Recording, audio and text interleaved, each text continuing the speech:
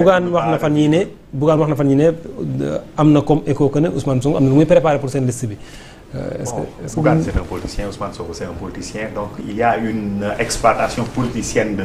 même su fekkee jot na information genre affaire yooyu. man nag j'ai ce défaut là que dama am confiance ci administration. ak lu ñu mën ci wax. am na ay défaillances am na ay manquements insuffisances mais j'ai confiance en l'administration et j'ai foi en ces Sénégalais là yi nga xamante ne ñoom ñoo koy doxal. bien que xam naa ni am na lu des. d'accord am na question yoo xamante ne également sonalu ba trop. c'est-à-dire que toog plateau rek moom mooy Bougane par exemple Barthélémy dafa war a bokk élection. non sonalu ba. c'est-à-dire que su jotee suñ ko nee da ngay bokk c'est que mën na bokk suñ ko nee doo bokk argument yi dina génn dinañ xam lan moo ci war a am et ñi war a porter le combat dinañ ko porter dans le respect de notre arsenal juridico-législatif. l'administration donc man awma problème mu ay non loolu c'est le problème de Barthélémy Diaz. et de normalement du ministère de l'Intérieur conseil constitutionnel yooyu noonu ñoom ñoo koy toppatoo. il était de liste nous dit-on. jàpp naa ni peut-être que war na mën a bokk ci élection yi Ousmane Sonko parce que ñoom ñëpp am na ñuy wax kii war na bokk am na ñuy wax que war na bokk am na ñuy wax ñoom ñaar ñëpp war nañ bokk am na ñuy wax ne ñoom ñaar ñëpp war nañ bokk. débat boobu yàqamtiwu ma ko. su jotee rek dinañ ko trancher et les arguments vont parler. d'accord waaw. alors Pape Demba ci première question bi par rapport ak pléthore de liste yi man keroog de fee laa fanaan DGE mooy jour dépôt yi. maa ngi fa jógee defe naa 4 heures du matin. mais bon gis naa fa liste yoo xamante ne ni daal moom en tout cas liste yi bëri nañu yoo xamante ni waaw. et s'il n'y avait pas ces coalitions et ces intercoalitions fu ñu jëm. waaye par plus d'une quarantaine de listes su ma juumul. 45 oui plus d'une quarantaine 45 au total. Bonne lecture. C'est le cours de la démocratie. ñun ñoo ne il faut ñu garantir libre participation des citoyens à des élections. Alors mënoo bëgg libre participation di créer conditions d'empêchement à des citoyens à des élections mu nekk surtout que bii pas conseil bi daal dindi li bëri doon bloqué ñenn ñi parce que duñu am parrainage conseil bi ne ok léegi baal bi libre accès la c'est-à-dire mu ñëw leen dugg léegi maanaam libre accès certes il faut nga correct il faut nga brailler sol costume waaye lenn rek mooy dañ doon ne xaftaan mu kenn du dugg léegi bàyyi leen xaftaan bi léegi ñëw leen lu ci des yëpp maanaam indi leen casier judiciaire yeneen conditions yi mais parrainage mooy jafe-jafe bi léegi nekkatu fi léegi nag ñu bëri amuñu problème casier judiciaire ñenn ñi amuñu problème 15 millions ñenn ñi amuñu problème tamit leneen donc mën nañ dem déposer léegi nag pour moi nombre bi c'est tout à fait normal parce que dañoo nekk ci réew boo xamante ni lu ñu am ci parti ñu ngi ci ñaata question bi defal calcul nga xool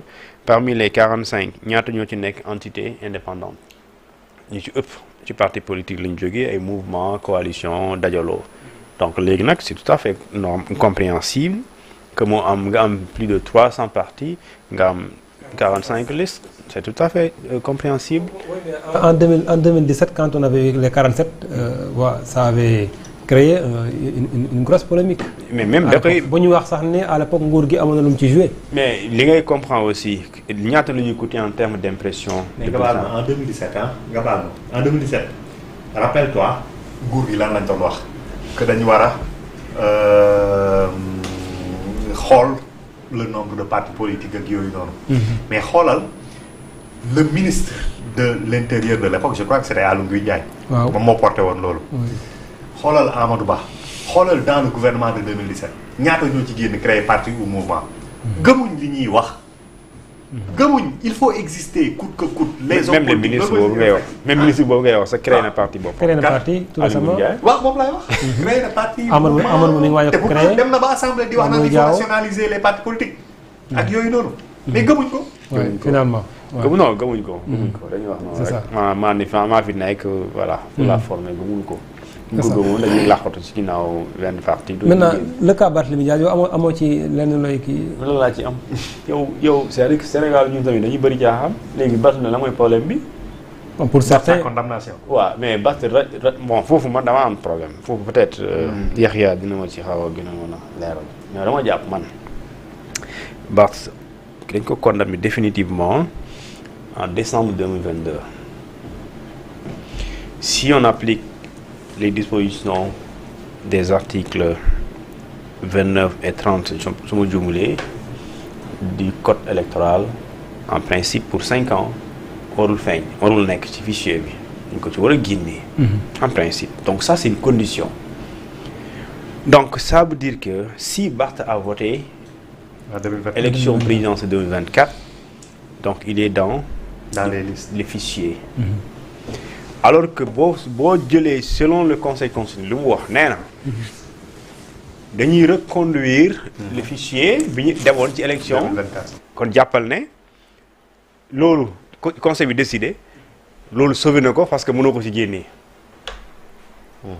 mënoo ko ci génnee 30 ngay xool léegi bu dee mënoo ko ci génnee diggante bii révision du am même bo mënoo ko rajee sur quel loo koy rajee ndax décision de justice génn na léegi man feneen fi mooy fi may xalaat dans les casiers judiciaires ou bien sur les casiers judiciaires figurera la condamnation. Est-ce que maintenant sur la base de cette condamnation le conseil va tout simplement rejeter sa candidature ou bien le conseil dafay xaar ñu ne ko ñu woon ko l'acte de radiation pour wax ne diw du nekk candidat man foofu la moom wóorul mais quand même Barth moom il est dans le fichier électoral il a voté donc il est électeur question bi mooy éligibilité bi mooy posé. parce que il a voté présidentiel. parce que article ils ont voté. waaw Sonko a voté aussi. Ils ont voté. Ils ont voté. Khalifa était également dans les listes. Mais c'est différent quand il a été. Mais Khalifa lui. il a été condamné. Ouais, c'est vrai. Mais il faut la bëgg a xam conseil bi lan lay def parce qu'il a été électeur maintenant est-ce qu'il est éligible c'est ça la question.